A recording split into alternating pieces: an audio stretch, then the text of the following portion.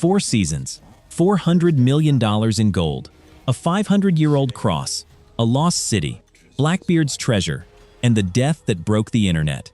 Outer Banks is about to end. Forever. And if you're like most fans, you remember maybe half of what actually happened. Who betrayed who?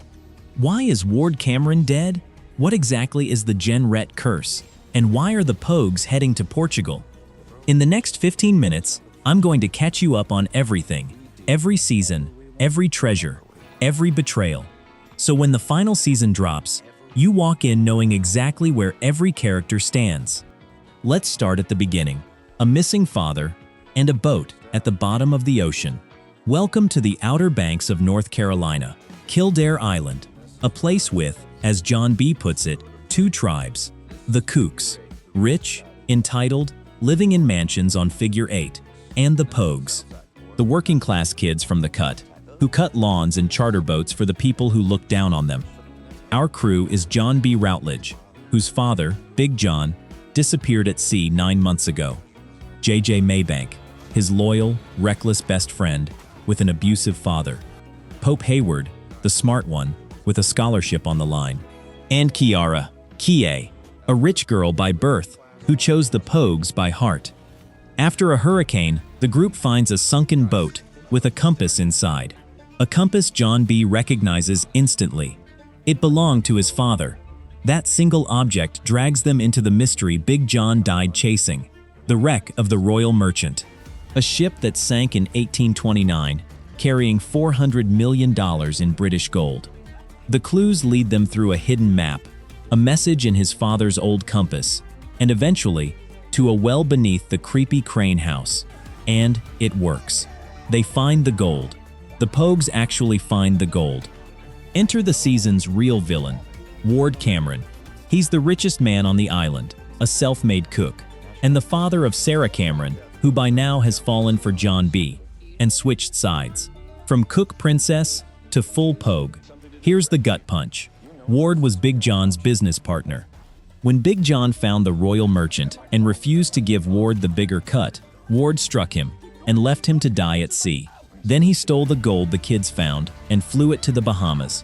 When Sheriff Peterkin finally moved to arrest Ward on the airport tarmac, his unhinged son Rafe shot her dead, and Ward pinned the murder on John B. Suddenly, the whole island is hunting a teenager for a murder he didn't commit.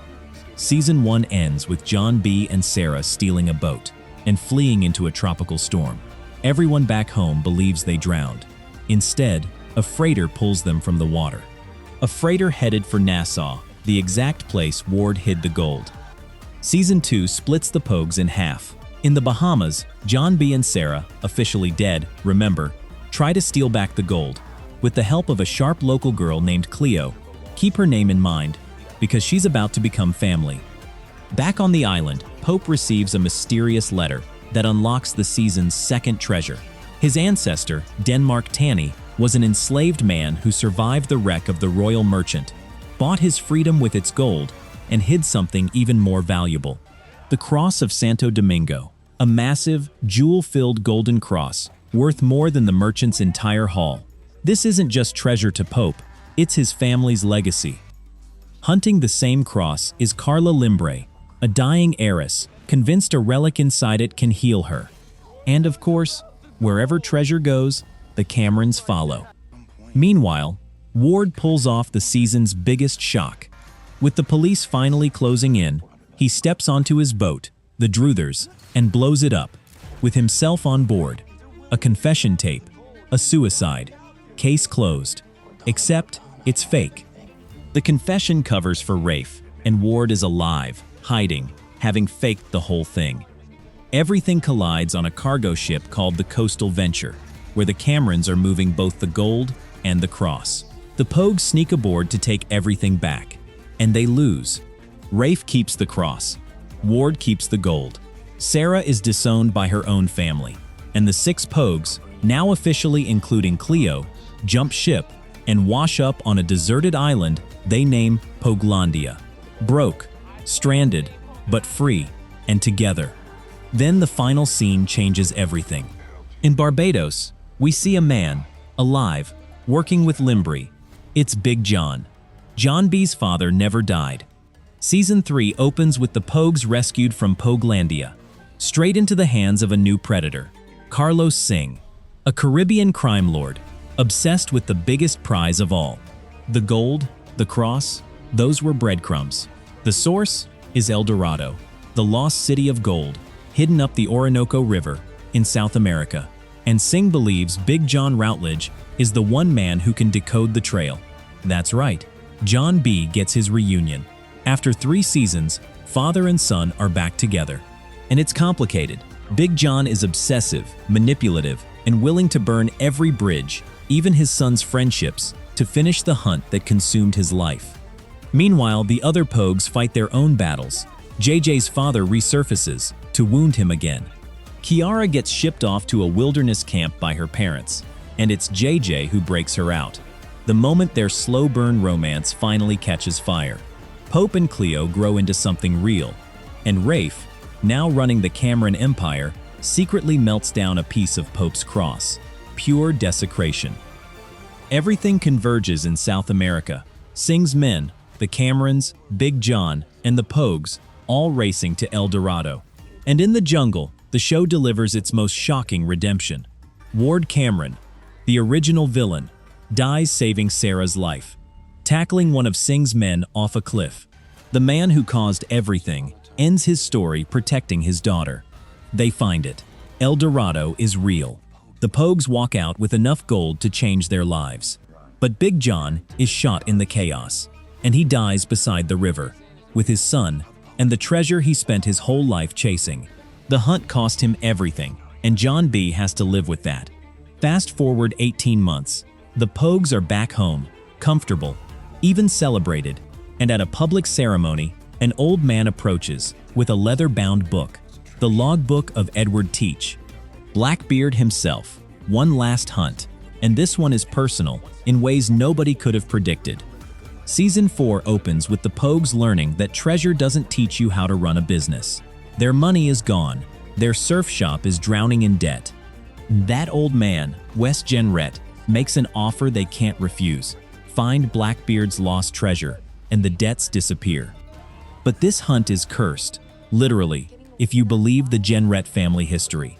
The trail runs through shipwrecks, storms, and a growing list of people who want the Pogues gone, including Hollis Robinson and a slippery man named Chandler Groff, who fakes his own death mid-season, this show's favorite trick, and emerges as the true villain of the story. And then, the show drops its biggest bomb in 4 seasons. JJ Maybank, the heart of the Pogues. The boy raised by the abusive Luke Maybank learns that Luke is not his biological father. His real mother was Larissa Genrette, Wes's daughter, who died at sea. His biological father, Chandler Groff. JJ isn't just on this treasure hunt. He is the treasure hunt. The Genrette bloodline, the curse, all of it runs through him. And Groff only ever saw his son as a tool to claim the fortune. Around him, everyone's stories accelerate. Sarah and John B find out they're going to be parents. A Pogue baby, on the way. Rafe, of all people, inches towards something human with Sophia, torn between the man he was and someone new. Kiara and JJ burn bright and rocky, because JJ, spiraling from the truth about his blood, starts pushing away everyone who loves him. It all ends at the Lighthouse. The Pogues have fought their way to the treasure. JJ confronts the father who never wanted him, and Chandler Groff kills his own son. JJ Maybank dies in Kiara's arms, on the ground of the island he called home, moments after finally learning who he was. The finale is a funeral. The Pogues bury their brother, and standing at his grave, they make a vow. This is no longer about treasure. Groff has fled across the ocean with what he stole, to Lisbon, Portugal, and the Pogues are going after him. So that's where we stand. JJ is gone. Groff is in Portugal, with blood on his hands. Sarah is carrying the next generation of Pogues. Rafe is one bad day away from either redemption or destruction. And for the first time, the Pogues aren't hunting gold. They're hunting justice. The final season has to answer the big ones. Does Groff pay for JJ's death? What is the Genrette fortune really worth? Does Rafe finally pick a side? And can the Pogues actually get the ending JJ never got? A life where they win? P4L, Pogues for Life, was never about treasure. It was about 6 kids who chose each other. Now 5 of them get one last ride. If this recap got you ready, subscribe, because the moment the final season drops, the ending explained video goes live, right here. Full speed, no stopping. See you in Lisbon.